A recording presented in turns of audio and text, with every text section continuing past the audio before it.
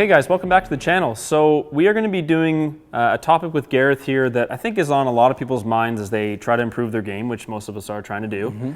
Most people are familiar with going to a golf instructor or a teacher to work on their technique, but there's a term that I know it's not new in your world, but it's kind of new to kind of the consumer world, the concept of hiring a coach instead. What we want to talk about today with you guys is Gareth really does both as part of your sort of daily routine with players. You do some instructing on technique, but you do a lot of performance and psychology of the game as well. Huge, yeah, it's massive, you know, and I think as starting out PGA professionals, we always go to be instructors first because we're learning the fundamentals that are going to allow you to actually perform and hit the shots and your swing and whatever else.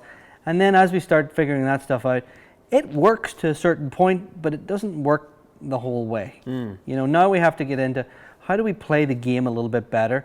And as coaches, we actually don't do everything. Right. You know, like if I need, you know, a physiotherapist to come in, or if I need a psychologist to come in, or if I need a club fitter to come in, I need to bring these people together so that my athlete gets better. Absolutely. You know, I can only do so much, and you know, we're second changing our athletes too if we don't allow a team to form around them and make them all better. Yes. Where you're only going to get me, where I'm much more powerful if I have a body of people around me. Absolutely, and you're the one kind of managing what that player needs as the coach, right? You got it. We're bringing them in, and if it doesn't work, then we're the ones that pushes them out again. Absolutely. You know, so whatever's best for the player.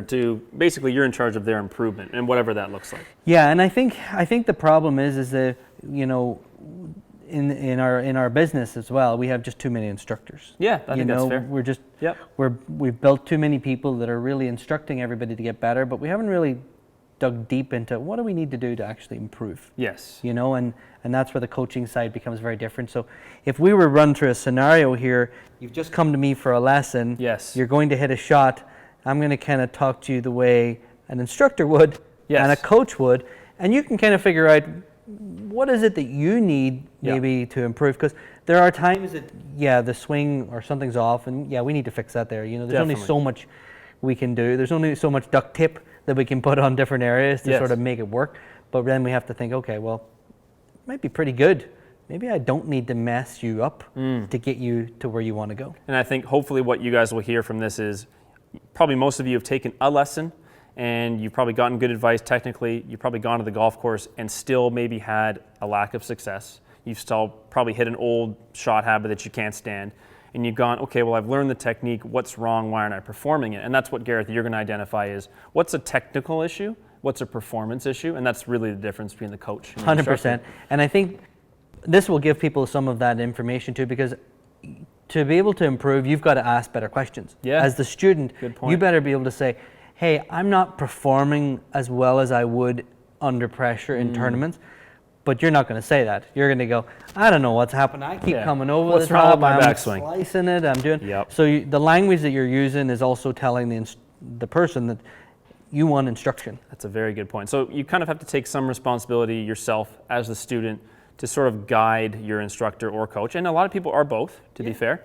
The type of advice that you think you might need that will help you improve. 100%. Okay, so let's do a scenario here and we'll go from there. Okay guys, so what I'm going to do is I'm going to, with Gareth observing, just approach this shot. It's on a par 5. There's a lot of trouble down the left. It does open up to the right, but it's a narrow hole. Would I like to get there in 2? Probably yes, but at the same time, you can see it is a little bit nerve-wracking. So I'm just going to go through the process I would go through to hit a shot, pretend we're on an outdoor golf course. Gareth's going to observe, and then he's going to give us his thoughts, both as an instructor, as a coach, and then you guys will be able to see kind of the difference in the advice.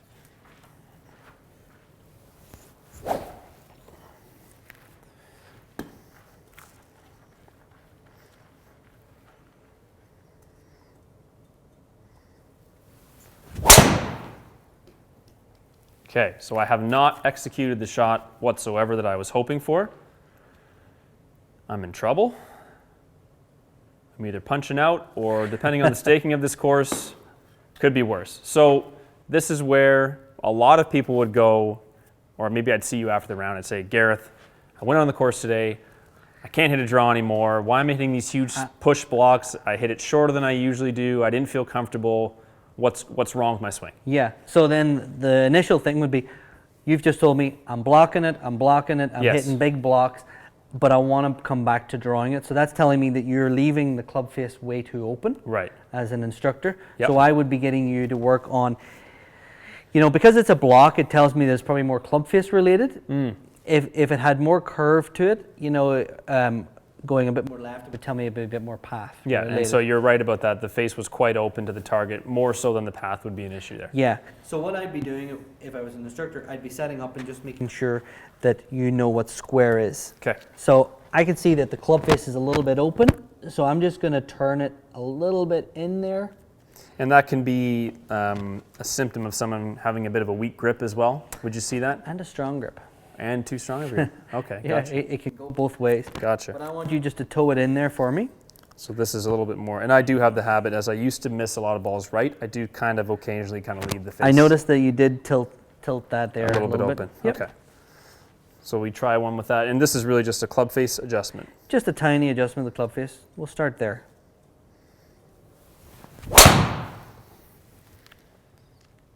Okay, that definitely fixed the left. So then we kind of we do this dance Right. back and forth to figure out what was wrong, and we kind of can go down a route of changing A lot of stuff. a lot of stuff very, very quickly. Right. Where if I were just to ask you, look at this here target up here. So I want you just to see this tree or see this gapping right here. Yes. I want you just to look at that target for me, and I just want you to hit it there. Okay. Focus on that point. Just focus on that there. What I'd like you to do, I'd like you to make a couple of practice swings in your rehearsals, and I'd like you to feel kind of a fairly decent draw, okay? And then all I want you to do is stand up and make the same feeling, and let's see how this ball reacts.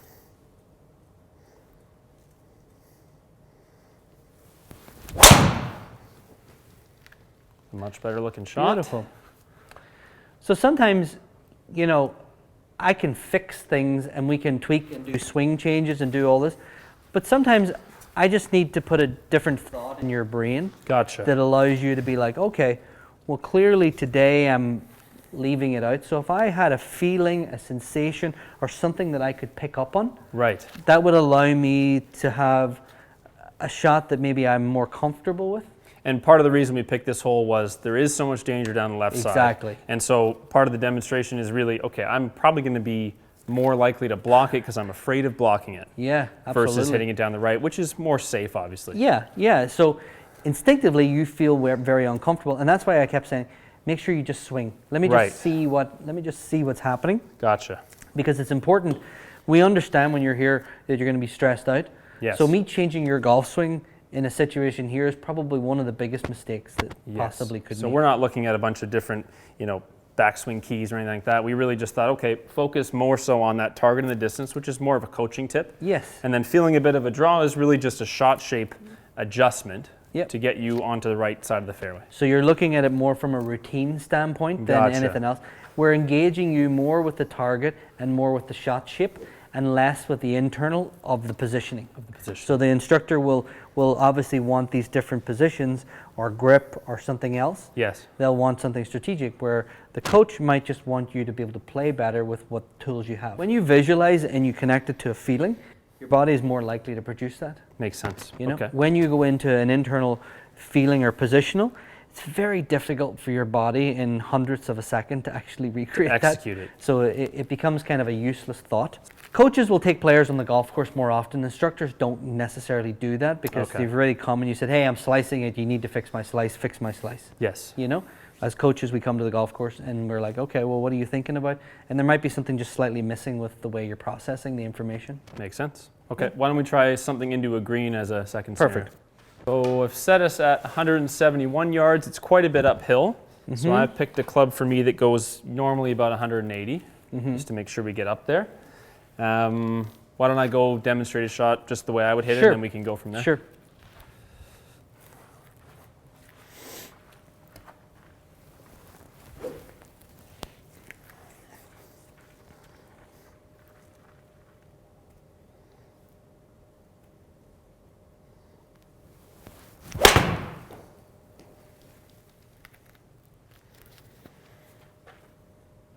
was okay. Not the best contact, but the result wasn't terrible.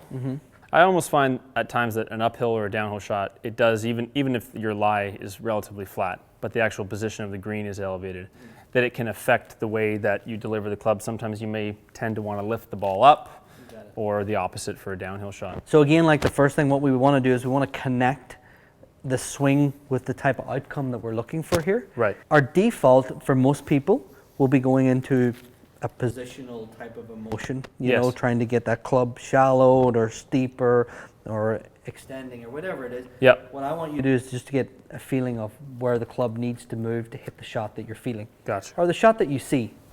You know, what shot do you see here? I'm seeing a fairly high ball, but pretty straight. I'd like to see it maybe just fall a little bit left to right or just be straight. So show me what that looks like in a golf swing.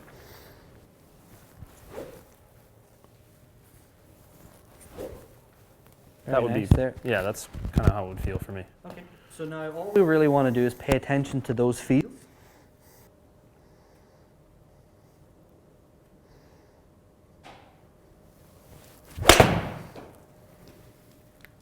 Definitely a better strike. It's a great shot there. Just fading Beauty. a little bit.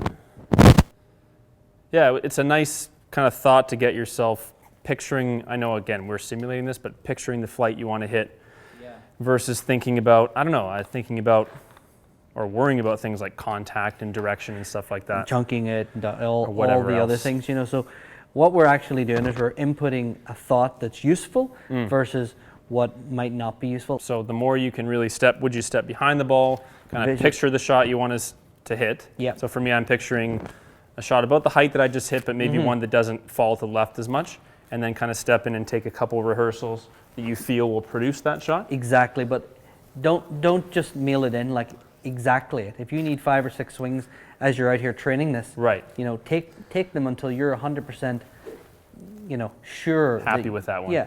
Now, obviously, when we get into tournament play, we can't stand there all day making swings. Yeah. But as you're training this here, from a relative coach's standpoint, I want you to be really engaged in what you're trying to achieve here. Okay, let's do one more.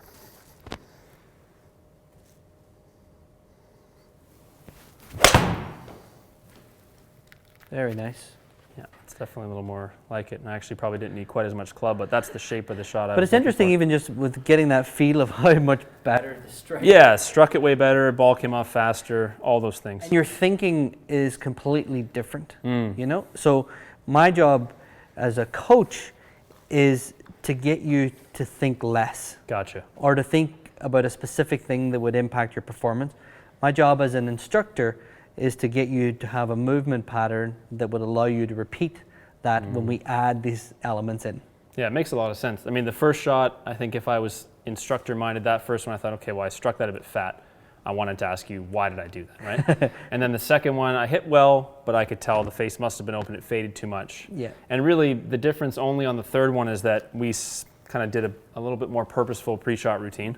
Spent more time visualizing the shot and then matched the feel of the body that the shot would, you know, be able to produce. 100%. But I think people get lost in this and they're really not sure what they should be doing. So I think it's a great example that you don't have to go changing your swing, because often when you go to an instructor, they'll watch you. And we have to realize if you're going to someone and you're hitting, as instructors, we know that you're nervous. Yes. And we know that you're probably going to be pretty crap for at least 10 minutes until you get comfortable. Right. So we want to be careful if an instructor tries to change you after a couple of swings. Makes sense. There's no way that they could possibly know. When you're dealing with, as a coach, I'm thinking about you emotionally. I'm thinking about how is he thinking, how is he feeling, is he worried, is he anxious, does he look happy, you know, what's gone on the last couple of weeks, you know. So I'm trying to get a bit of an understanding, because then I can go, okay, I don't think he needs a swing change at the minute, because I've seen one or two that's really quite good. I know that your technique is a little unorthodox, but there's enough there from what you've told me your goals are. And that's why you make sure you go into the instructor and tell him what your goals are. My goal is to shoot a lower score.